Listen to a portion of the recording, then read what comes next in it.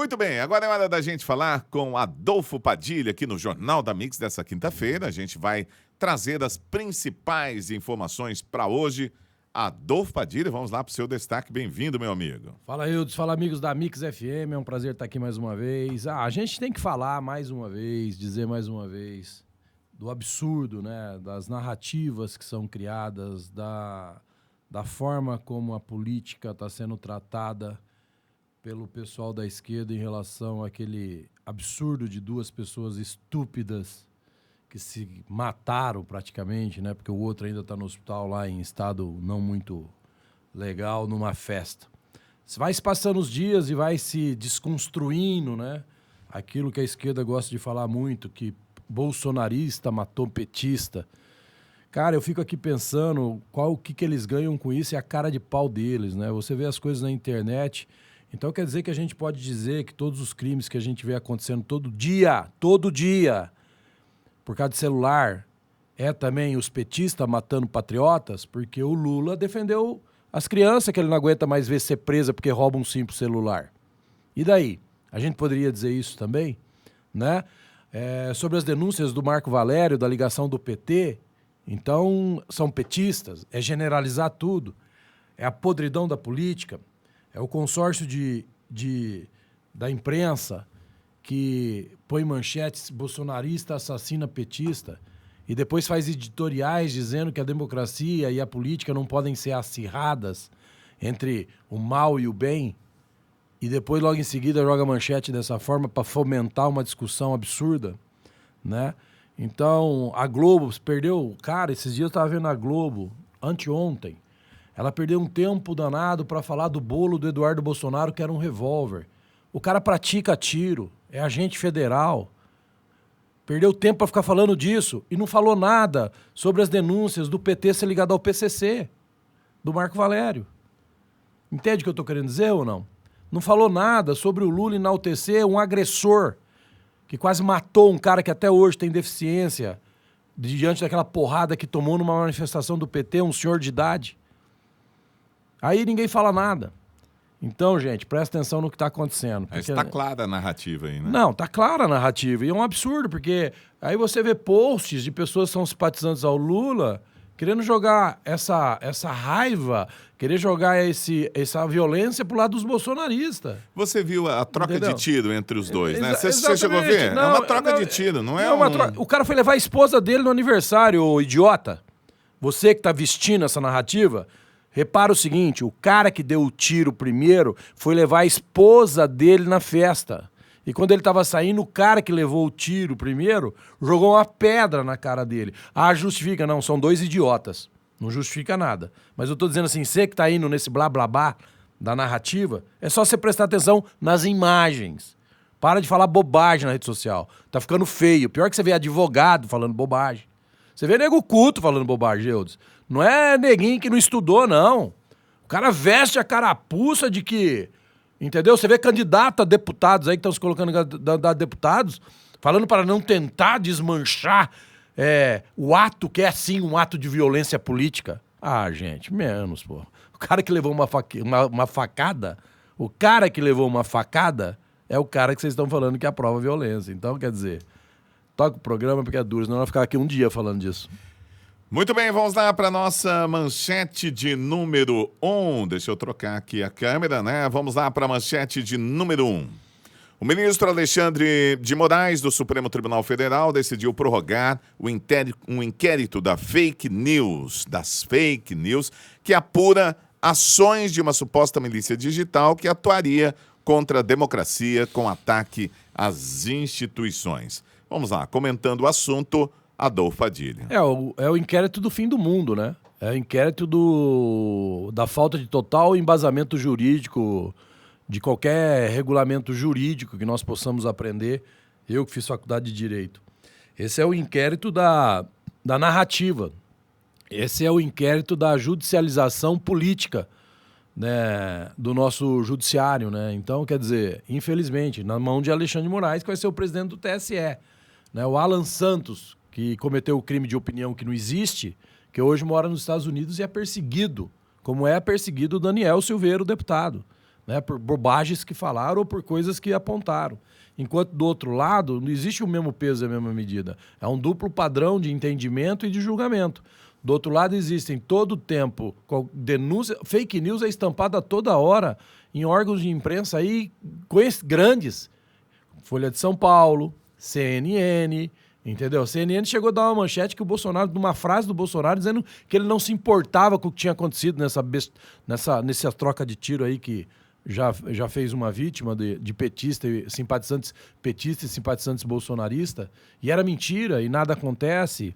Aquela CPI do fake news, é bom a gente lembrar aqui, que montaram uma CPI, quando chamaram o primeiro cara para depor, o cara falou assim, não, eu fiz disparo sim, mas a pedido do PT. Acabou a CPI. Acabou a CPI. Ninguém mais falou mais CPI. A CPI acabou. Aquela CPI que nem era do Covid, um cinema...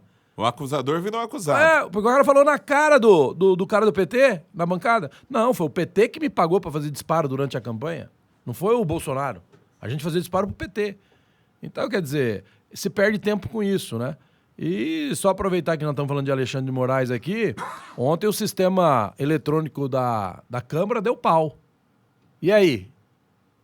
A única coisa, a conta do sistema de tecnologia lá do filho do Biden foi invadida ontem.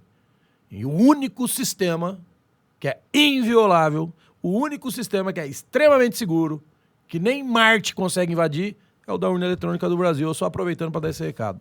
Muito bem, vamos lá para a pauta de número 2. Olha, o Congresso Nacional aprovou a Lei de Diretrizes Orçamentárias de 2023, que estabelece as prioridades e metas para o uso do orçamento da União no ano seguinte, sem aquela obrigatoriedade do chamado, vou falar aqui, não fica nervoso, hein?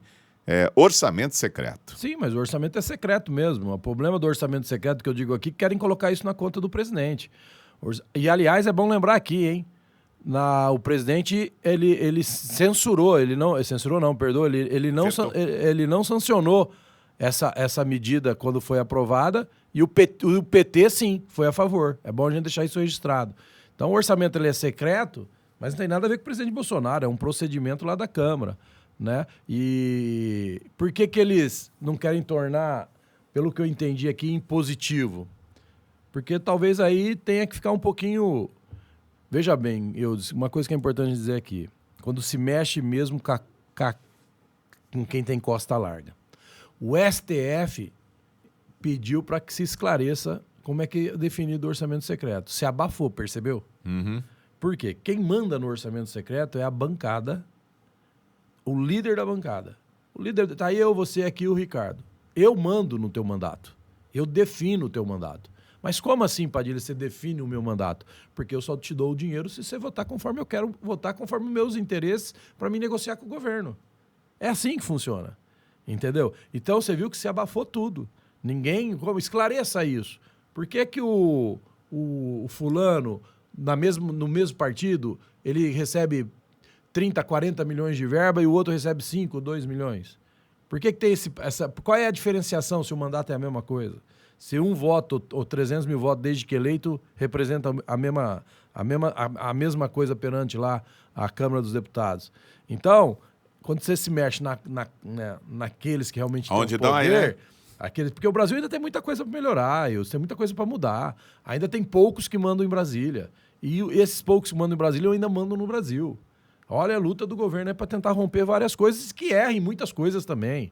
Entendeu? O Bolsonaro ontem ligar lá para a família, não precisava nada disso. Não tem que ficar dando trela para essas coisas e erra em ações. É que nem agora vem a PEC do socorro, que eu sempre digo aqui, é necessário sim que tem muita gente passando necessidade, mas não é uma política que eu aprovo muito.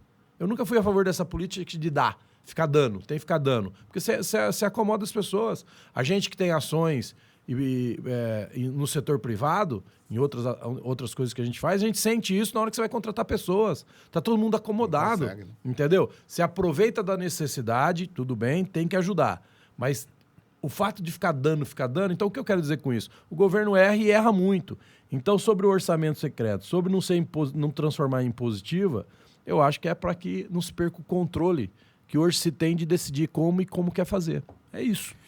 Muito bem, por falar em controle, a nossa terceira pauta de hoje é o presidente Jair Bolsonaro afirmou que a relação que mantém com vários países do mundo, incluindo a Rússia, além de ter garantido os fertilizantes no momento em que era importante a produção de alimentos no Brasil, vai ser importante agora, uma vez que o Brasil está negociando a compra de óleo diesel russo. A oposição está reclamando aí que, de certa forma, está financiando a guerra da Rússia. Essa é a narrativa, né? Eu vi umas barbaridades aqui de alguns amigos nossos, inclusive, que já participou comigo aqui na rádio, insinuando que agora, então, nós vamos financiar o massacre russo sobre a Ucrânia. É um pensamento medíocre, né, cara? É um pensamento tão pequeno. Repita aqui, pensamento medíocre e pensamento pequeno. Ou você acha que nessa guerra tem santo? Você acha que nessa guerra é só o Putin que é o grande vilão da história? É muito inocente pensar dessa forma. Bolsonaro tem que sim defender os interesses do país dele, ele foi eleito para isso.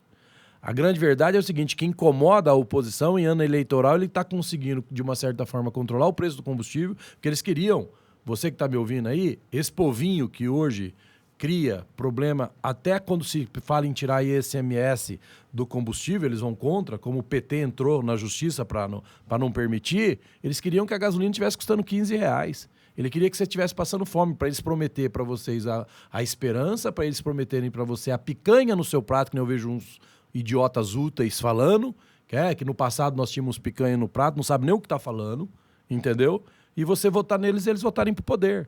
Então, quer dizer, o Bolsonaro faz bem como presidente pensar no Brasil. Ele não faz bem como presidente ficar pensando no problema do mundo. O mundo não pensa no problema do Brasil. Então o Bolsonaro tem que pensar no problema do Brasil. Busca, sim, diesel da Rússia, se for necessário, abaixa o valor e vamos fazer o nosso país transportar muita comida, muito alimento e muita produção. Tem que ser assim. Muito bem, nós vamos ficando por aqui com o Jornal da Mix dessa quinta-feira. Amanhã nós voltamos com Adolfo Padilha para comentar mais assuntos aqui no Jornal da Mix. Grande abraço, muito obrigado e até lá.